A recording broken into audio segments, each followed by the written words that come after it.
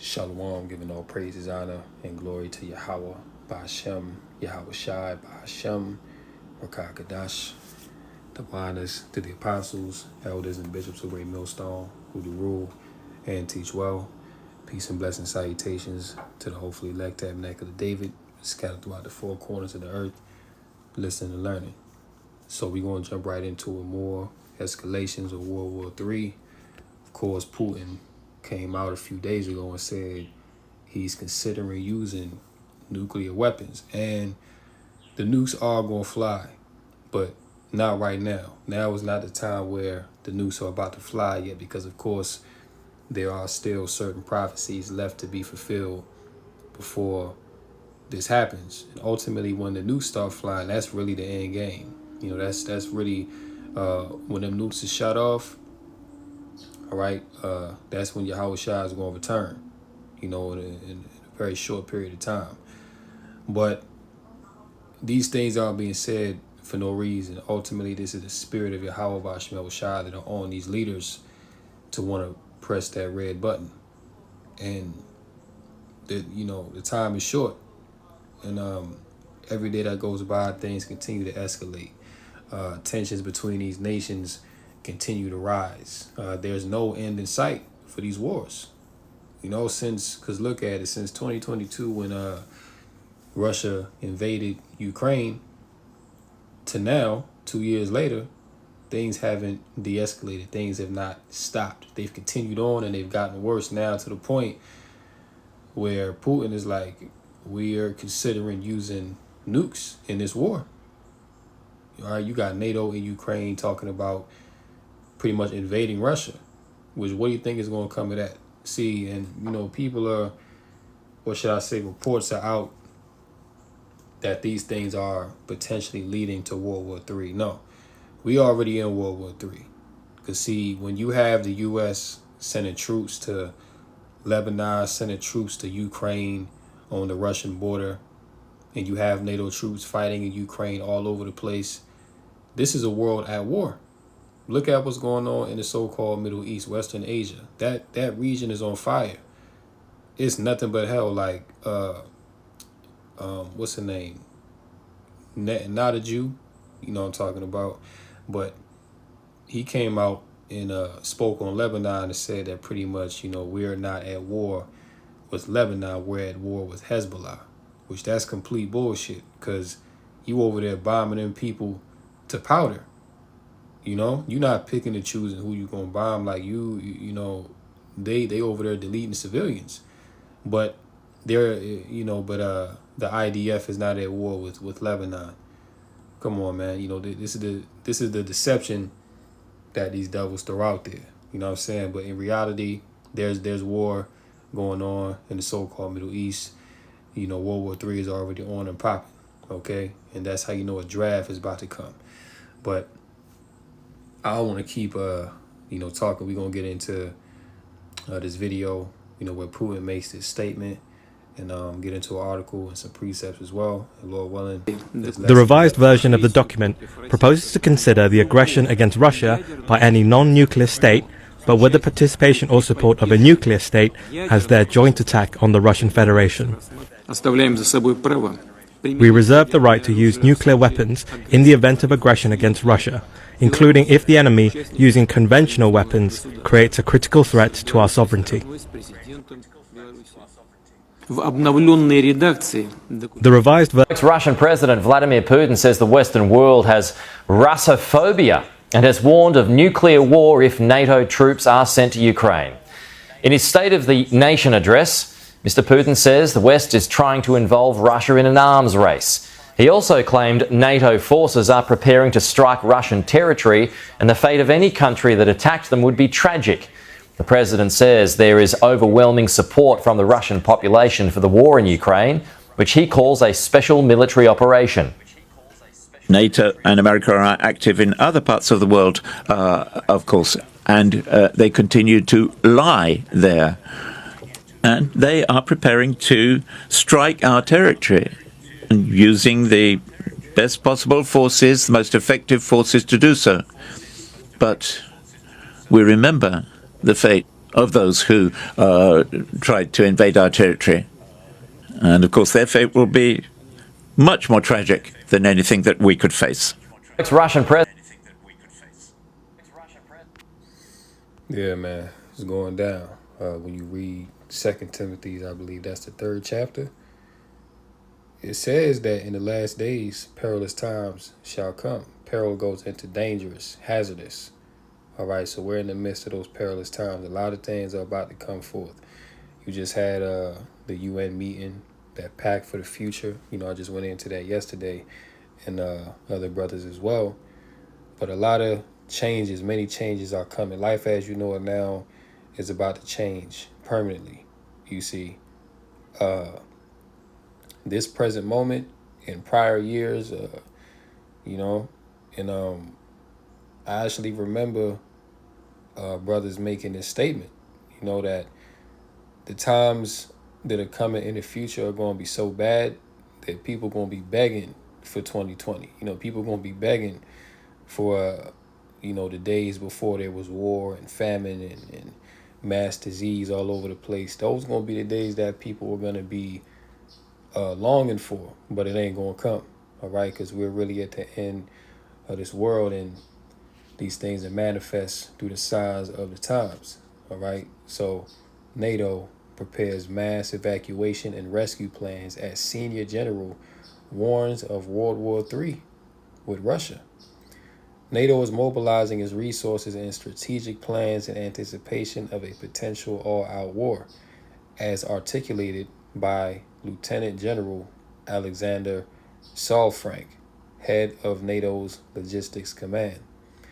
This urgent preparation underscores a grim reality. The specter of World War III is looming. In these 2.5 years of war in Ukraine, we see how U.S. and NATO support for Kyiv has breached one by one all the Russian so-called red lines, up until we come to the frightening position that the West is about to green-light attacks with its long-range missiles deep inside Russian territory, a move that can unleash unimaginable consequences, which ultimately is utter destruction, nuclear war, all right, mass casualties. Didn't NATO just release a statement saying that they're preparing for a mass casualty event? So these nations already know what time it is, man. It ain't no going back. There is no peace. At this point, they're not even talking about peace. You got Erdogan, the president of Turkey. He's looking to leave the NATO alliance and join the BRICS, be aligned with Russia and China. And pertaining to that Middle East region, all right, because Turkey, they've been very outspoken against Israel and what they're doing over there in that land. So, you already read about it in Ezekiel, the 38th chapter, Gomer and Togarmah, which that's Turkey, they're going to be aligned with the kings of the East. All right. And, the Turks are Muslims, so they're going to side with their Muslim brethren, because ultimately they're going to see it like, well, if they doing that to Syria and Lebanon and the people in Gaza, well, sooner or later, they're going to come for us, because we're outspoken against them.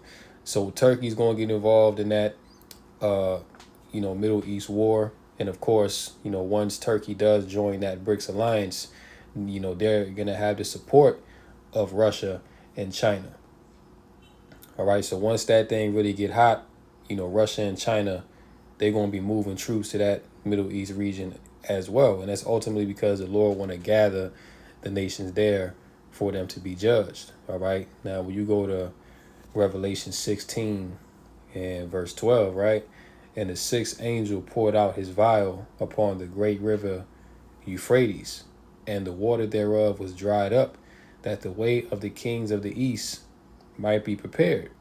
So the scriptures prophesy that once the river Euphrates is dried up, that's to make way for the kings of the east. So that means what? War, all right, is going to be popping off in that region. Troops are going to be in move, all right?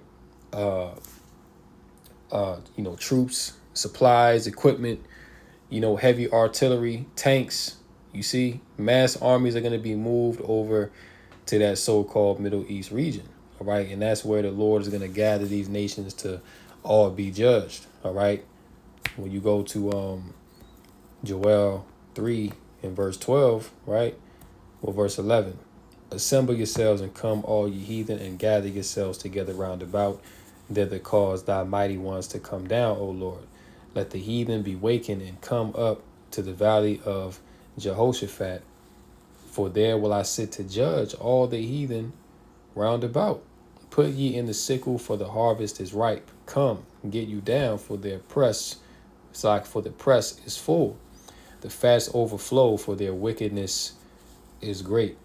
So the Lord is gathering Russia, China, the nation state of Israel, Turkey, all them NATO nations, the EU nations. The Lord is going to gather them all in one part of the earth, okay, for that battle of Armageddon, where they're going to be destroying each other. And that's where the Lord is going to come back, return in the midst, and take them all down. All right, so what you've seen unfold before you, these escalations of World War III, which is biblical prophecy. World War III is going to break out into nuclear war. All right, but before that happens, the MOTB, the marketed beast system must be implemented within the earth.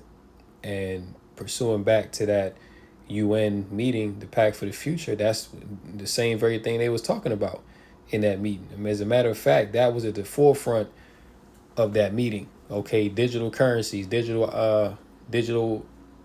IDs, doing away with this current system and moving into a digital one. All right, so this MOTB is upon us, what I'm saying? The infrastructure already set up, and the elites, right now, they pretty much just running the dollar into the ground to the point where they can't no more.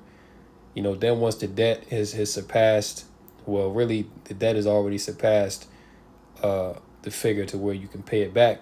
But once it gets to the point where it's realized that, there's really no way to keep this government running with this amount of debt, and once that's really, pushed out there, then they're going to pull the plug. Okay, people going to lose all their benefits. They're going to lose the pension. They're going to lose the Social Security. They're going to lose the 401k. These people going to lose it all. All right, they're going to be losers. You see, this is why the scriptures say to store up your treasures in heaven, where moth nor rust doth corrupt. Because this wicked, corrupt system, this ain't good for you. You know what I'm saying? Like, it ain't good to put your stock into this place, because the Lord going to destroy it. But the mind of the elect is, looking towards the kingdom of heaven. The mind of the elect is looking beyond this place and understanding that there's light at the end of the tunnel, that this place is finished. So a lot is about to happen, from here on out, it ain't no looking back. And before this election, these devils are about to pull a lot of, staged terror attacks. You know what I'm saying? It's about to be strikes going on come October 1st. Dock workers, you know what I'm saying, they're gonna strike, because right now it's not looking like there's a solution put in place to avert that strike. So come October 1st, it's going to be a strike on these ports, man. That's going to disrupt the supply chain, which is going to mean the prices are going to be higher. Food is going to be more scarce. You know what I'm saying? And this is what the elites want. So once again, perilous times, man. You know what I'm saying? Also, it'd be wise, not saying that, we're all about prepping and stuff like that, but hey, just grab you a few extra things when you start going to the store while it's still there, while it's still relatively affordable. Because once these seditions among men, really take off, full-fledged, it's going to be hard to get certain things. You know what I'm saying? And we're in a time where it's going to be so chaotic, out in the world, that you're going to want to try to stay as low-key as possible. All right, I'll just say it like that. You're going to want to stay as low-key as possible. Like, you don't want to be, out there like that, especially letting people see what you got, putting the target on your back, man. That's why the Lord, endow us with the spirit to operate with wisdom. So the wise thing to do in this time, knowing what's coming, is to prepare yourself first and foremost in the spirit. Get close to Yahweh Bashem Yahushai. Continue to exercise and build up your faith, so that when these calamities come, you'll be good in the spirit and not bugging out like how these people going to be out here. All right, so for the meantime, get you some extra water, get you some canned beans, some Chef Boyardee. You know what I'm saying? Just put some stuff away, man. Not saying for you to be a hoarder, but just put some stuff away, for the meantime. Yeah, that's the wise thing to do. So with that, Lord willing, this was edifying. I'm gonna go ahead and close out right here. Call halal, Yahweh, Ba'ashem Yahushai, Ba'ashem Racha Kadash. The honors to the apostles and elders of Great Millstone. And until next time, Lord willing, come Yasha Allah.